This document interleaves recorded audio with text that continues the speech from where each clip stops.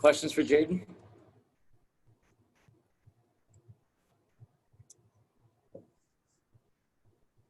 Go ahead, Jacob. Jayden, we've heard about how the backup quarterback situation is starting to become clear between Dalen and Trenton. And yesterday, Coach Hill had a lot of good things to say about Trenton and his preparations. What have you seen from him as far as his ability to kind of learn the offense and succeed in a backup role potentially? I mean, Trenton is like his main goal in life. Like, he wants to be an offensive coordinator. So Trenton is the type of person, he's gonna know everything that the details of everything that happening. And there's times I go to Trenton and ask him questions about the offense. He asks me questions. So we're just bouncing back ideas off of each other, and that's just the relationship that we built. So I know, God willing, if anything was to happen to me, I know Trenton will fill in that role and be very well for the team. Who's next?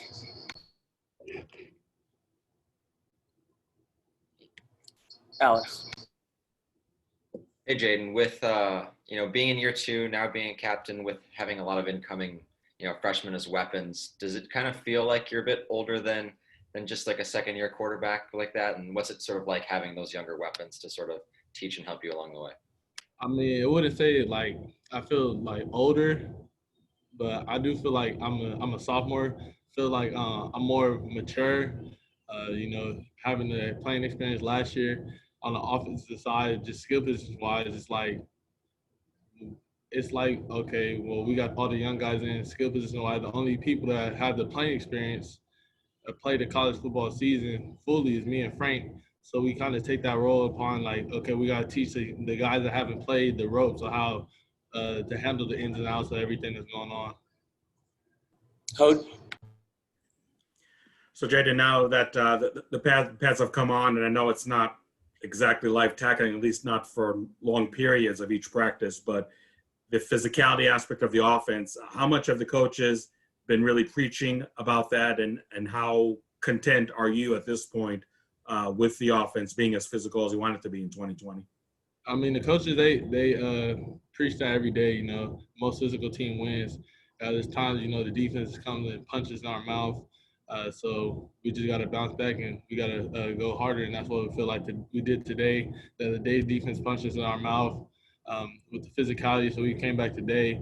But I feel as far as the offense right now, I wouldn't say I'm very content where we're at physically. The physicality, I feel like we could be more physical up front. I know that we're going to get to that point. That's why we got a couple more times before we play USC. And just another quick question. I know that the coaches have been really amazed, I don't know if in a good way or a bad way, that you see a lot of the college games and NFL games, the offenses are just going to town on defenses. Even some defenses are considered to be pretty good in the pros or in college. What's your take on that? Do you think the weird offseason everybody had is just having the offenses way ahead of the defenses compared to what a normal season would look like? I feel just not having an offseason, a normal offseason does play a factor to the way everything has happened in the NFL and college. It's still a lot of kinks and stuff. We get those preseason games to figure out everything that's going on. So not being able to have those games is going to be like good opponents. There's going to be some miscommunication, missed keys, everything, this and that. But I feel like just offensive-wise, they're just capitalizing on all the defense mistakes. Jacob.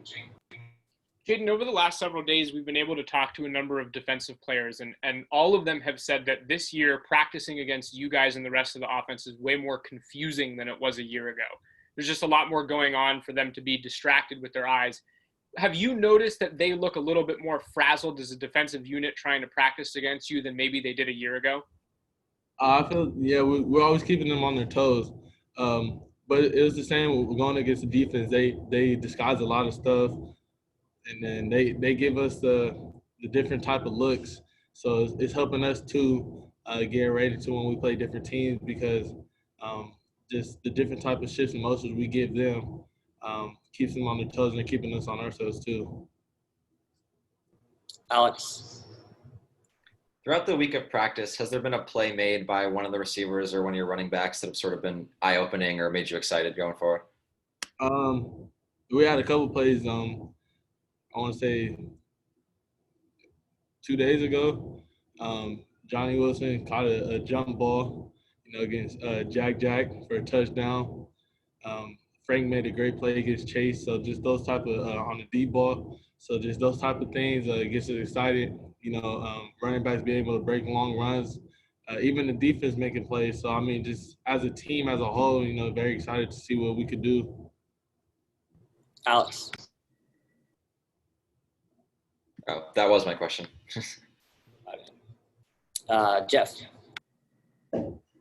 Just to go back to the quarterback depth situation, is it kind of amazing to you how much things have changed in 1 year? I mean, Joey Ellen's playing today for Pitt, Ethan's playing a different position, and you have different guys backing you up.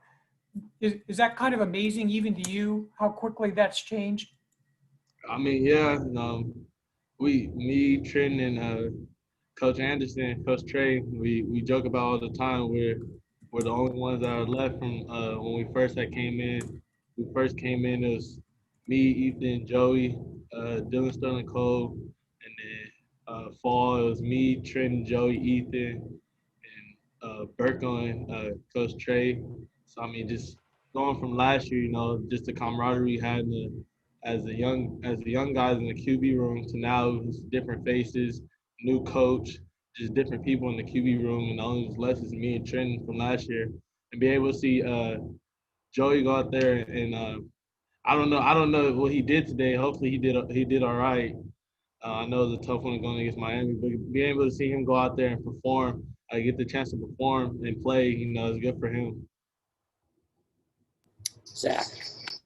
Jayden, on a Thursday, Herm told us about how, with the Pac-12 and Big Ten being late to the party, you guys are working on all those situations.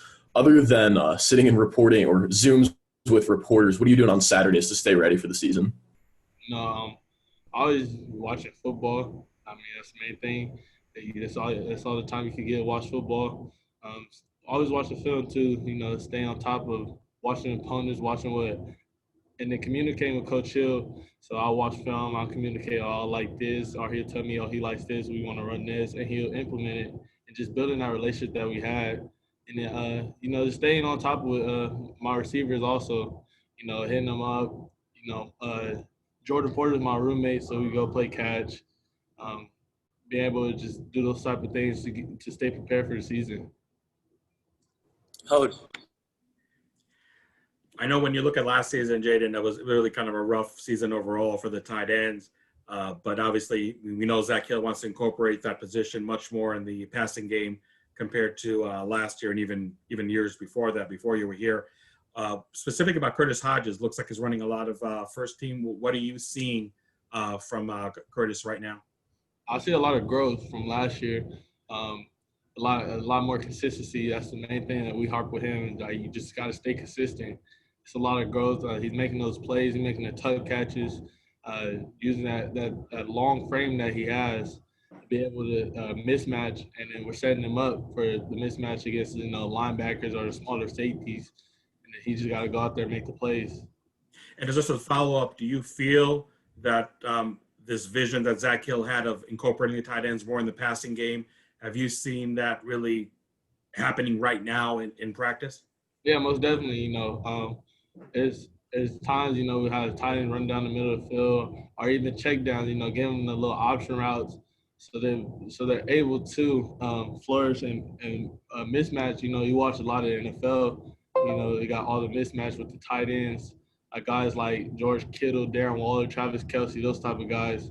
So, just incorporating the tight ends and just letting them do what they got to do. Jacob.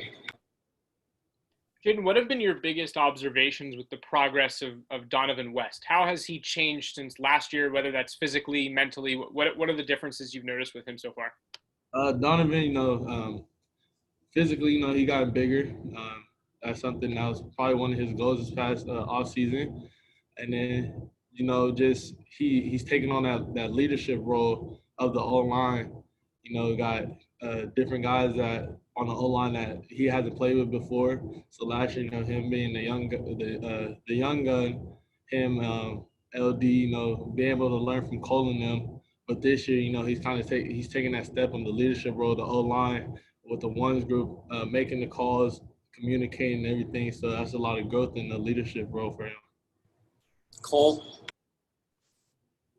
Hey, Jayden. Diamante said the other day that the biggest thing Coach Iguano told him is to be reliable and to be available for you.